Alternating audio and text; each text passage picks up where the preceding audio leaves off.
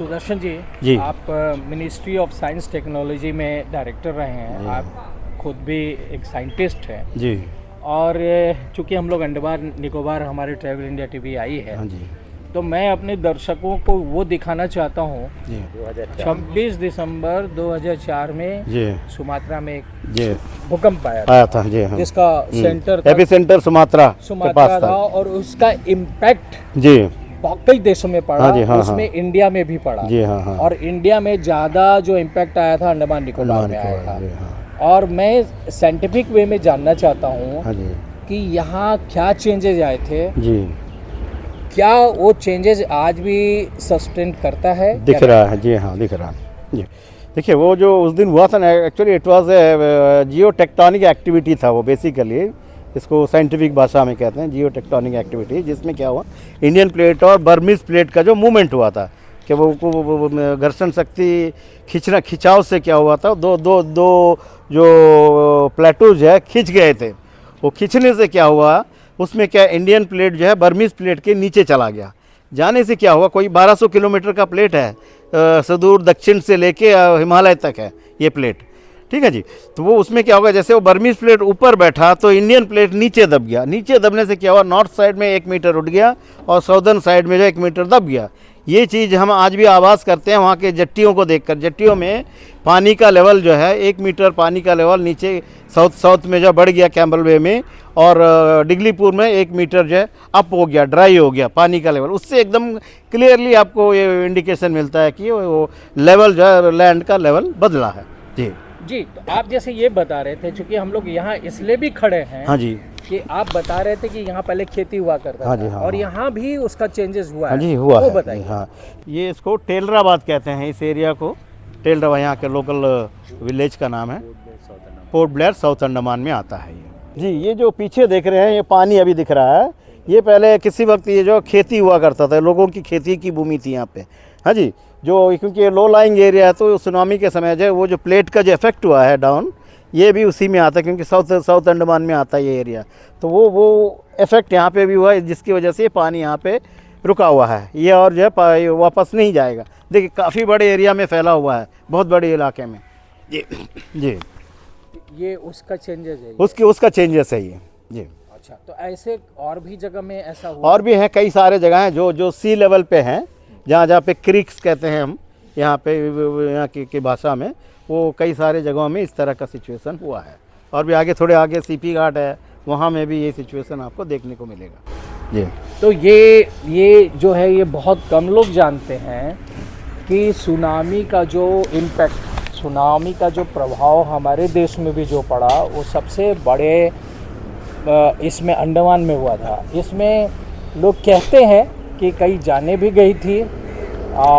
वो मतलब मैं वो नहीं कह सकता हूँ कि हमारे डॉक्यूमेंट्स में क्या है नहीं है, लेकिन कुछ जाने गई थी और अच्छे मात्रा में जाने गई थी। तो ये जानना बहुत ज़रूरी है कि उस सुनामी का क्या इम्पैक्ट हमारे देश में हुआ, खासकर अंडमान निकोबार में हुआ। चूँकि ये हम इस पॉइंट पे इसलिए खड़े हैं कि ये उस चेंज का प्रभाव है। हाँ जी, क्योंकि ये सूखा था हाँ, ये खेती भूमि था उस वक्त। उसके बाद 2004 से यहाँ पानी आ गया जी हाँ। जब आप जैसे प्लेट हाँ जी, की हाँ, बात कर रहे हैं, टेक्टोनिक प्लेट मूवमेंट, तो ये इस नीचे चला गया और इसमें पानी भर गया जी हाँ। तो ये है, ये हमारे ट्रैवल इंडिया टीवी के दर्शकों को भी जानना चाहिए कि ऐसी चीज़ें भी हमारे देश में या हमारे प्रकृति में होता है। तो हम लोग जब भी प्रकृति बचाने की बात करते हैं, प्रकृति के साथ रहने की बात करते हैं, चूँकि आदिवासी समाज प्रकृति के पुजारी है। आदिवासी समाज प्रकृति के साथ है, एक भाई बहन की तरह रहते हैं। तो ये एक समाज को हम बताना चाहते हैं कि अगर हमारा प्रकृति, हमारा पर्यावरण नहीं बचेगा तो ये एक छोटा प्रभाव हम यहाँ सुनामी का देख रहे हैं। आने वाले भविष्य में शायद बहुत बड़ा इसका प्रभाव भी हमें देखने को मिलेगा।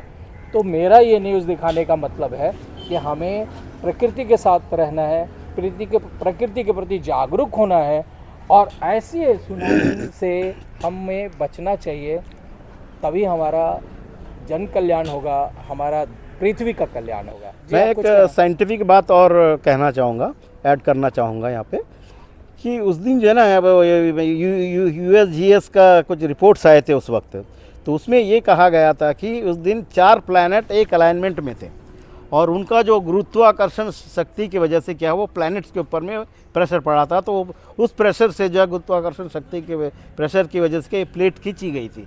खींच के जो है पूरा जो है एक दोनों प्लेट ऐसा गया तो सारा पानी अंदर चला गया, और जैसे वो जो प्लैनेट्स मूव हुई अपने अलाइनमेंट से, ये दोनों चट्टानें आके टकराई। इसके वजह से जो वेव जो है नीचे से होके ऊपर तो एकदम कोई 600-700 किलोमीटर के स्पीड से जो है वो तली के साथ साथ जो है किनारे तक जो ये वेव्स गई थी, जिसकी वजह से ये डैमेजेस हुआ। ये सुदर्शन जी, कई जगह हमने पढ़ा है, अभी हाल के दिनों में पढ़ा था कहीं रिपोर्ट में कि चांद हमारी पानी को चुरा रहा है। हाँ जी। इससे आप कितना ताल्लुक रखते हैं? चांद पानी चुराने वाला जो है वो थ्योरी अभी जो है इस पे हम कुछ कह नहीं सकते हैं, क्योंकि चांद का अपना जो है गुरुत्वाकर्षण शक्ति अलग है और बीच में एक लेवल आता है जिसको कहते हैं शून्य, जहाँ से कि यहाँ की चीज़ वहाँ नहीं जा सकती, वहाँ की चीज़ यहाँ नहीं सकती, जिसको कि स्पेस कहते हैं साइंटिफिक भाषा में। ठीक है जी। तो ये जो भी अगर पानी है अर्थ पे, that will remain in that orbit only, it cannot go out of the planet, out of the planet.